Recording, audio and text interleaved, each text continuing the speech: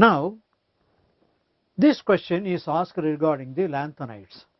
If +3 oxidation state is the common oxidation state, is there any other oxidation state stable for these lanthanide elements? This question is often asked. If +3 oxidation state is the common oxidation state for lanthanides, what about higher and lower oxidation states? For example, which member of the lanthanide series will exhibit a lower oxidation state? For example, you are familiar with europium, ytterbium, europium. Probably you are aware of the fact that gadolinium is the central element in the lanthanide series of elements. Before gadolinium will come this europium. Similarly, the last element in the lanthanide series is lutetium. Before that last element comes ytterbium. So, europium, samarium, these are capable of forming compounds in +2 state, whereas ytterbium similarly +2 state. So, not all lanthanide elements are capable of forming compounds in lower oxidation state. Similarly, higher oxidation state is also possible in the case of lanthanides. The first element, lanthanum. The next element is cerium. So, the element coming after the first element, lanthanum, cerium. Similarly, the element following gadolinium, they are capable of forming compounds in +4. And another interesting feature one can notice, one of the important properties in the case of periodic table discussion is plotting a graph. Similar elements occupy similar positions in the graph if you plot any property along with the atomic number plotted.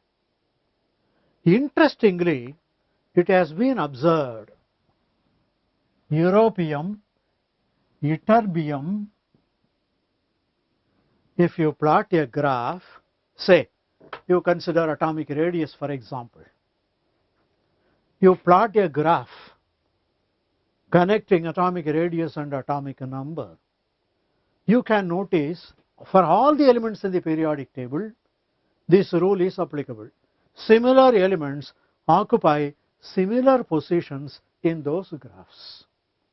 Interestingly, it has been observed that europium, ytterbium, these occupy positions similar to that occupied by barium. So, if you plot a graph connecting radius versus atomic number, you can notice if barium occupies a position like this, in the graph you can notice a position occupied by europium, similarly a position occupied by ytterbium. You can notice the maxima, these positions are occupied by europium, ytterbium, and these positions are similar to the position of barium. So, a question like this may be asked. Europium, ytterbium, they form compounds in +2 state. You can notice in the graph they occupy similar positions, maxima, just like barium, which is forming compounds, stable compounds in +2 state. Therefore, if you plot a graph of any property of these elements versus atomic number, you can notice maxima, minima and intermediate positions in those graphs, and you can come to this conclusion that similar positions are occupied by similar elements of the periodic table. So, without knowing any chemistry, for example, depending only on the positions of these elements in the periodic table, to some extent we can predict the nature of compounds that are formed. So, this is the important point one can notice. Another interesting feature you can also notice, namely the lunar samples. Some of the lunar samples, they contain abundant elements. For example, a plot like this was observed. This is percentage abundance of the elements present in lunar samples, and this again illustrates this point. Positions of barium, europium, strontium. You can notice they occupy the minima in the graph as far as the abundance is concerned.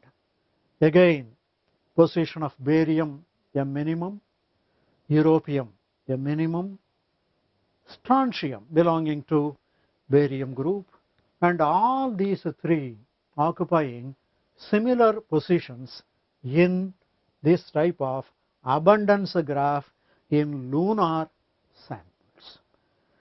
Another interesting point which I can mention here is this, namely I plot a graph again for atomic radius versus atomic number. If I plot a graph for these lanthanide elements, we again notice a graph like this. This is for barium, europium, ytterbium. As the atomic number increases, we find in the case of atomic radius versus atomic number plot, again as already I have mentioned, positions of barium, europium, ytterbium, etc.